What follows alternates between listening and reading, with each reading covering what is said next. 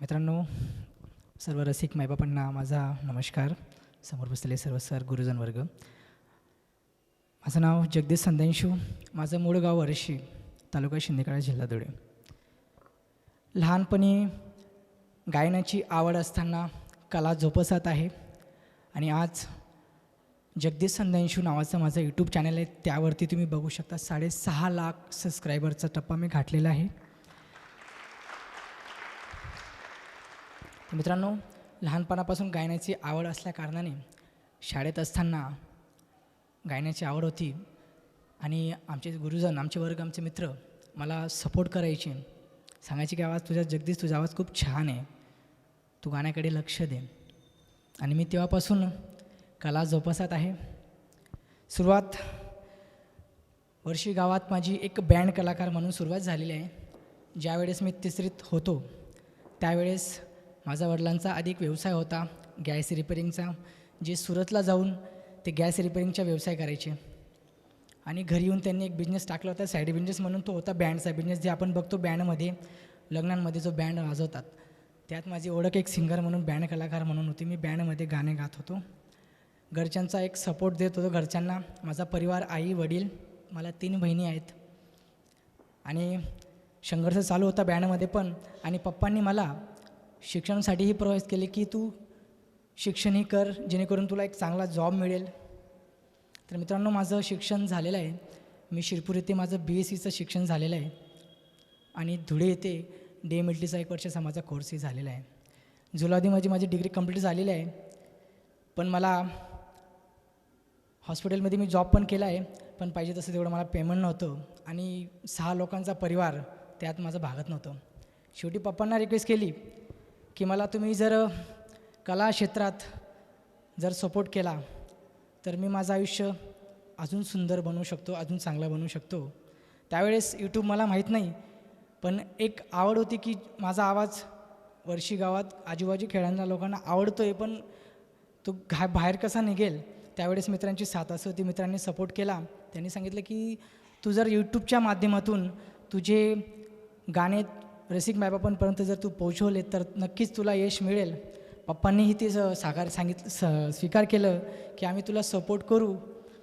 आणि एक काळ असा होता, माझ्याकडे मोबाईलही नव्हता, तर मित्र त्यांच्याच मोबाईलमध्ये माझी ईमेल ID वगैरे ओपन करून माझे कवर सॉंग्स वगैरे त्या यूट्यूबला टाकत असत. सुरुवातीला जास्त व्हायरल नाही झालो, पण स्ट्रगल चालू होता. कवर सॉंगही चालू होते, अभंग, भावगीत, हिंदी मराठी सॉन्ग जे आधी सिंगरांनी गाऊन ठेवलेले आहेत ते गाणे मी यूट्यूबला टाकत असायचो. पण पाहिजे तसा रिस्पॉन्स खूप कमी होता, पण माझा स्ट्रगल चालूच होता. शेवटी अजून मला मित्रांनी सजेस्ट केलं की तू जर आपली मायबोली, ऐराणी मायबोली जर गाणं लिखाण काम जर केलं तर तुला नक्कीच त्याच्यावर अजून यश मिळेल. तर मी सुरुवातीला स्वतः एक गाणं लिखाण काम केलं. ते गाणं म्हणजे तुना प्यार मा पागल व्हयना आहे. मित्रांनो, तुना प्यार मा पागल व्हयना हे माझं पहिलं स्वलिखित गीत आहे, ज्याला मी स्वतः त्याचं लिखाण काम केलं आहे. त्याचं कंपोजिशनही मीच केलेली आहे, त्याचंच म्युझिकही माझं आहे आणि एक गायक म्हणून मी तिथं माझा रोल प्ले केला. आणि मित्रांनो, बघता बघता तुना प्यार मा पागल व्हयना हे माझं यूट्यूबवरील, माझ्या चॅनलवरील पहिलं सॉन्ग, ज्यावेळेस माझे 1000 सबस्क्राईब होते त्यावेळेस मी गाणं निर्माण केलं. आणि बघता बघता ते गाणं अवघ्या खानदेश नव्हे, महाराष्ट्र नव्हे, भारत नव्हे, तर परदेशात सुद्धा चाललेलं ते गाणं आहे तुना प्यार मा पागल व्हयना आहे. तर तिथून माझी सुरुवात झाली आणि नंतर मला एक असं वाटलं की बाबा एक गाण्याला जर एवढा प्रतिसाद मिळत असेल रसिक मायबापांचा, तर मी पाठोपाठ याच्यावरती अजून मला काम करायला आवडेल. तर पाठोपाठ मी सर्व खानदेशी गाणे बनवत गेले. त्याच्यानंतर माझं दुसरं सुपरहिट गाणं ठरलं राणे तुना दिवानासं. त्याच्यानंतर तिसरं सुपरहिट गाणं ठरलं मना प्यार. त्याच्यानंतर चौथं सुपरहिट गाणं ठरलं पोरकशी मागं फिरद काय. एक मराठी गाणंही केलेले मी, बेधूंचं झालो मी. त्याच्यानंतर अजून एक असं गाणं आलं, मी जे गाण्याचं लिखाण काम केलं, राजा तू मना राजा रे. हे गाणंसुद्धा खानदेश नव्हे, महाराष्ट्र नव्हे, भारत नव्हे, तर पूर्ण परदेशात चाललेलं ते गाणं आहे राजा तू मना राजा रे. तर मित्रांनो, 2 गाणे खूप चाललेले आहेत आणि मला यूट्यूबकडून आज एक नवीन ओळख निर्माण झाली. एक यूट्यूबच्या माध्यमातून, इंटरनेटमुळे आज जगदीश संदेंशू हे जे नाव आहे हे घराघरात पोहोचलं. याचा मला खरंच एक अभिमान वाटतो. आणि आपली मायबोली आयराणी लोककला जोपासतो आहे त्याच्यावरती काम चाललेलं आहे. मला त्याचा खरंच एक अभिमान वाटतो. आणि तुम्ही जगदीश संदेशी यूट्यूब चॅनलवरती जाऊन ते गाणे तुम्ही श्रवण करू शकता. सर्व काही रसिक बाबांनी ते गाणे ऐकलेच असतील, ज्यांनी ऐकले नसतील त्यांनी जगदीश संदेशी यूट्यूब चॅनलला नक्कीच व्हिजिट द्या. मित्रांनो, जाता जाता एवढंच सांगेल, ज्यांना ज्या क्षेत्रात खरंच काम करण्याची आवड असेल त्यांनी त्या क्षेत्रात खरंच काम करा. नक्कीच यश तुमच्या मागे लोटांगण घालत येईल एवढंच सांगतो आणि माझे 2 शब्द संपवतो. धन्यवाद. जगदीश, आजकाल सांगितलं जातं की यूट्यूबवर व्हिडिओ टाकला की खूप सारे पैसे कमवता येतात. आता तुमचे तर खूप सारे लाखो फॉलोअर आहे, लाखो व्ह्यू आहे, तर तुम्ही असं खूप करोडोमध्ये वगैरे पैसे कमवतात का? कारण खूप जणांना असं असतं की एक व्हिडिओ हिट झाला की खूप सारा श्रीमंत होतो माणूस. बरोबर. तर काय आहे तुमचं मत? यूट्यूबवर गाणे टाकण्याचा उद्देश तो नव्हता माझा. आधी तुम्हालाही सांगतो मित्रांनो, मला हेही माहीत नव्हतं की यूट्यूबला पैसे मिळतात, हेही माहीत नव्हतं. फक्त एक आहे, यूट्यूबच्या माध्यमातून माझा आवाज रसिक मायबापर्यंत घराघरात कसा पोहोचणार या कारणामुळे यूट्यूबच्या याच्या क्षेत्र मी पदार्पण केलं. पण यूट्यूबवर चांगला तुम्हाला पैसेही मिळू शकतात. आज यूट्यूबकडून चांगलं मला पॅकेजही आहे आणि आज त्या पॅकेजमुळे मी माझ्या फॅमिलीसाठी एक सुंदरसं मी घर पण बांधलेलं आहे आणि वर्षी गावात पूर्ण नाव केलेलं आहे. पूर्ण महाराष्ट्रावर आज नाव झालेलं आहे. तर तुम्ही यूट्यूब क्षेत्रामध्ये सुद्धा तुम्ही चांगलं नाव कमवू शकता. जसं तुम्ही मेमिक्री आर्टिस्ट असाल, तुम्ही चांगले मेमिक्री करत असाल, डान्स करत असाल, कुठलंही क्षेत्र आर्टिस्ट क्षेत्रामध्ये तुम्ही यूट्यूबच्या माध्यमातून प्रसिद्ध होऊ शकता मित्रांनो. आणि त्याच्यावरती तुम्हाला चांगलं मानधनही मिळू शकतं.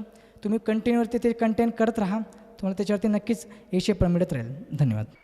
माझे 2 प्रश्न आहेत. त्यातला पहिला प्रश्न असा आहे की तुम्ही एकाच वेळेस हिरो पण असतात, सिंगर पण असतात,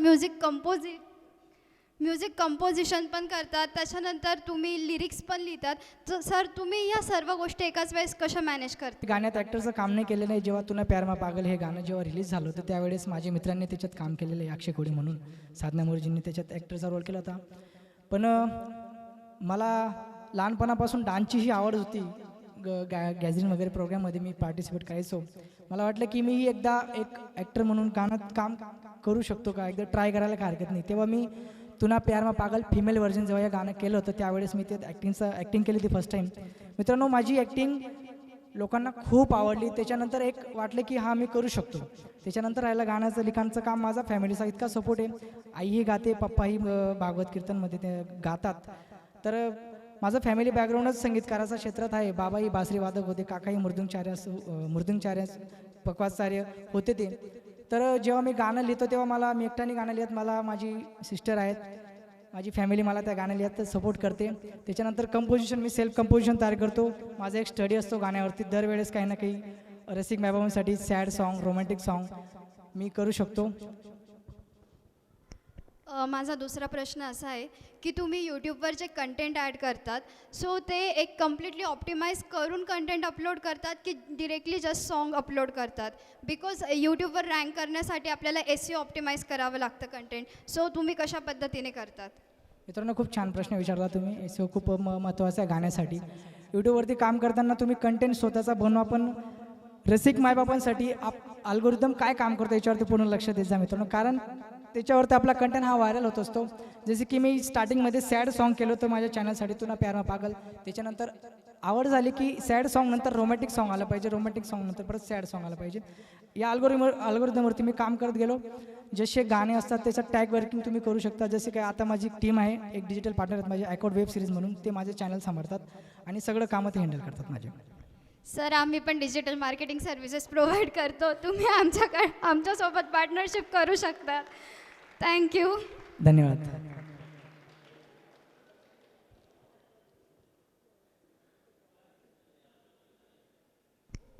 बरं, नमस्कार. नमस्कार सर.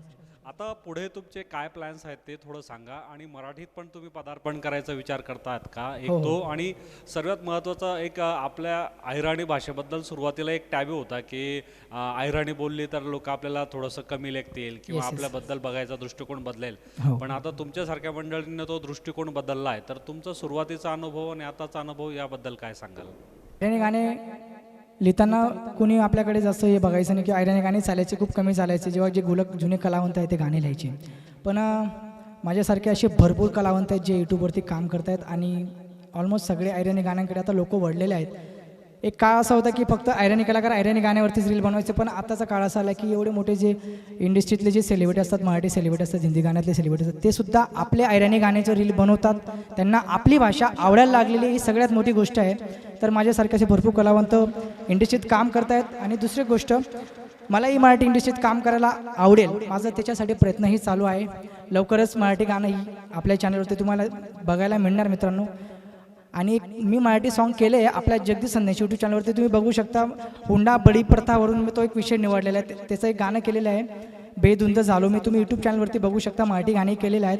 आता मला इंडस्ट्रीमध्ये काम करायला आवडेल, त्याच्यावरती माझं कामकाज चाललेलं आहे.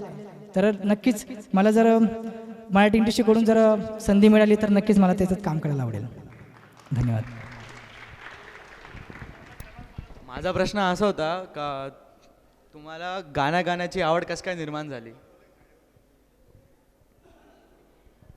गाण्याची आवड मला लहानपणापासून आहे मित्रा. शाळेत असताना गॅदरिंग प्रोग्राममध्ये भाग घ्यायचो आणि कविता वगैरे राहायच्या स्कूलमध्ये, तर त्यांना मी चाली वगैरे बसायचो. म्हणजे मला कंपोजिशन काय आहे तिथं माहीत नव्हतं, पण मी चाली लावायचो. हळूहळू अनुभव शिकवत गेला आणि बँडमध्ये असताना मला जास्त नॉलेज मिळालं. त्याच्यामुळेच बँडपासूनच मला संगीताची आवड जशी निर्माण झालेली, त्यामुळे गाणं लिहिणं किंवा गाण्याला संगीत लावणं मला सोपं गेलं. धन्यवाद.